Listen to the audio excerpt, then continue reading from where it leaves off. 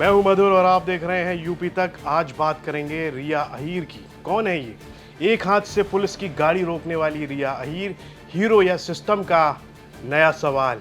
एक लड़की, उम्र सिर्फ 27 साल, ना तो कोई नेता है ना कोई छात्र संगठन की पदाधिकारी है, लेकिन एक तस्वीर ने उसे पूरे देश में पहचान दिला दी। एक हाथ आगे, सामने मुंबई पुलिस की वैन और उसके पीछे बैठे प्रदर्शनकारी। सोशल मीडिया ने उसे बद्दी, शेरनी, लेडी सिंघम जैसे नाम दे दिए। लेकिन अब कहानी में नया ट्विस्ट आ गया है। देखिए क्या है वो ट्विस्ट और क्यों रिया अहीर का साथ देने की बात कर रहे हैं सपा प्रमुख अखिलेश यादव। जिस लड़की की तस्वीर वायरल हुई वही अब पुलिस स्टेशन पहुंच गई, ऑनलाइन बुलिंग और बदनाम करने वालों के खिलाफ शिकायत दर्ज कराने। तो आखिर कौन है ये रिया अहीर और कैसे एक फोटो ने उन्हें देश भर की बहस का चेहरा बना दिया है? सोचिए, अगर किसी फिल्म में ये सीन होता, एक लड़की अकेले पुलिस की गाड़ी के सामने खड़ी हो जाती और गाड़ी रुक जाती, तो लोग कहते भाई डायरेक्टर ने ज्यादा ही सिनेमैटिक बना दिया है। लेकिन इस बार फिल्म नहीं, रियल लाइफ थी। मुंबई के शिवाजी पार्क में नीट पेपर लीक और परीक्षा व्यवस्था के खिलाफ प्रदर्शन चल रहा था। पुलिस कुछ प्रदर्शनकारियों को वैन में बैठाकर ले जा रही थी, तभी रिया अहीर वहां पहुंची।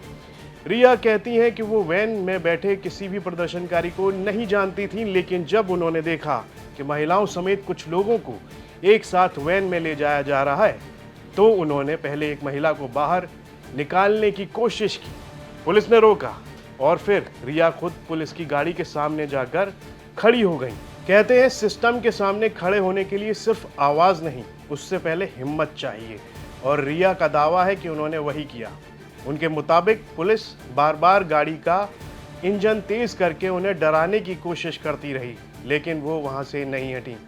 आखिरकार बाकी प्रदर्शनकारी भी उनके साथ आकर खड़े हो गए और कुछ ही देर में मोबाइल कैमरे ने वो तस्वीर कैद कर ली, जो देखते ही देखते सोशल मीडिया पर वायरल हो गई। रिया अहीर कहती हैं ये उनका पहला प्रदर्शन था। वो दिल्ली में चल रहे छात्र आंदोलन को सोशल मीडिया पर देख रही थी और उसी से इंस्पायर होकर मुंबई के प्रदर्शन में पहुंची। लेकिन उनका कहना है कि ये सिर्फ नीट का मुद्दा नहीं है, बल्कि पूरे शिक्षा तंत्र का सवाल है।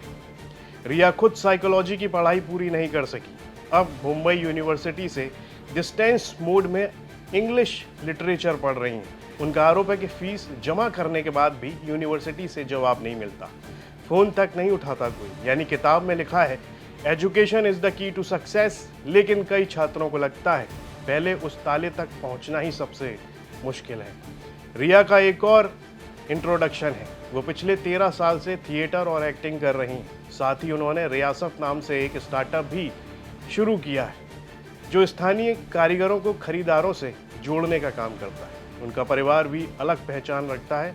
पिता आईटीबीपी में रहे हैं और परिवार के कई सदस्य सेना से जुड़े रहे हैं। रिया कहती हैं कि शायद हिम्मत मेरे खून में है, लेकिन जैसे ही सोशल मीडिया आपको हीरो बनाता है, वैसे ही ट्रोल आर्मी भी मैदान में उतर आती है। रिया ने बताया कि वायरल होने के बाद उन्हें ऑनलाइन बुलिंग और बदनाम करने की कोशिशों का सामना करना पड़ा।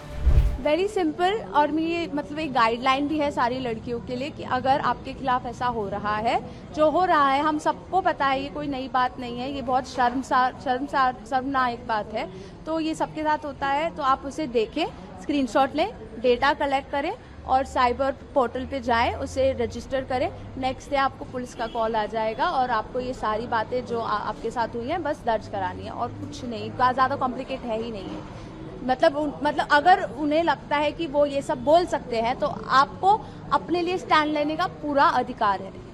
तो ये कौन लोग हैं, कुछ सोशल मीडिया पे आप देख रही हैं, क्या कोई पार्टी से रिलेटेड है, क्या कौन ये बस आई थिंक बेरोजगार लोग हैं, जो लोग खड़े होना चाहते हैं किसी भी चीज़ के बारे में, उन्हें नीचे गिराने की कोशिश करते हैं। जो केकड़े बोलते हैं ना, हम लोग यहाँ बॉम्बे में केकड़े हैं, तो वो आ जाते हैं आपकी टांग काटने, नीचे गिराने। बिल्कुल इससे इफेक्ट नहीं होना है। पापा और सब पूरी दुनिया मेरे साथ है। तो ये 4 लोग जो बोलते हैं ना, वो बिल्कुल नहीं सुनना चाहिए। अगर वो गलत बोलते हैं तो उन्हें दिखाना चाहिए कि उनके खिलाफ कार्रवाई होगी। कोई आईटी सेल से या कोई बीजेपी कोई पार्टी से जुड़े हुए कुछ लोग हैं, क्या कहना चाहती हैं ये?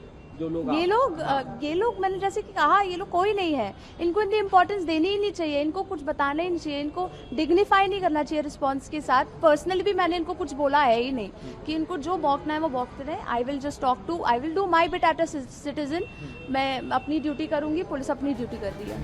इसी को लेकर उन्होंने मुंबई के MIDC पुलिस स्टेशन में शिकायत दर्ज कराई है। यानी पहले सड़क पर लड़ाई, अब सोशल मीडिया पर भी लड़ाई, और फिर इस पूरे मामले में राजनीति की भी एंट्री हो जाती है।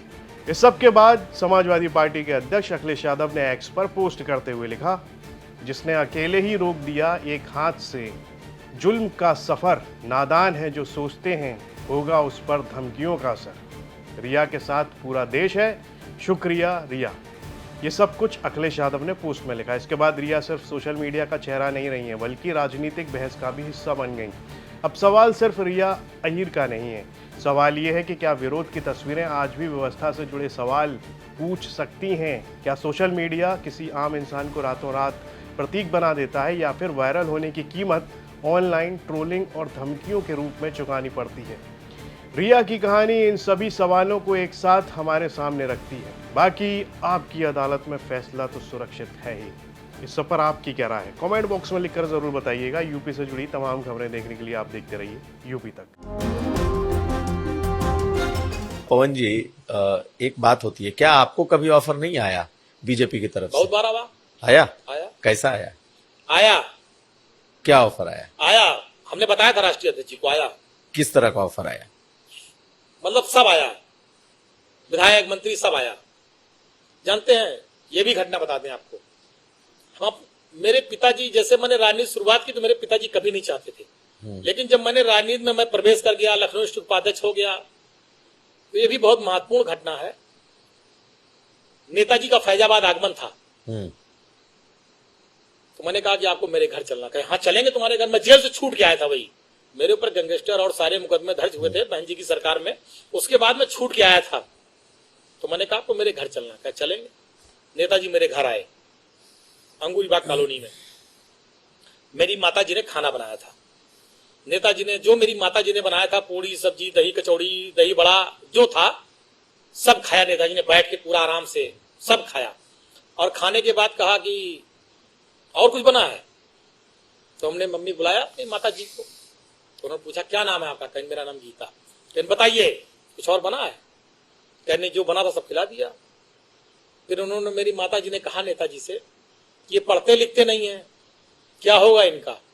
नेताजी ने कहा पवन के कारण आज मुलायम सिंह यादव इस दरवाजे पर आए हैं, और देखना वो एक दिन वो भी आएगा।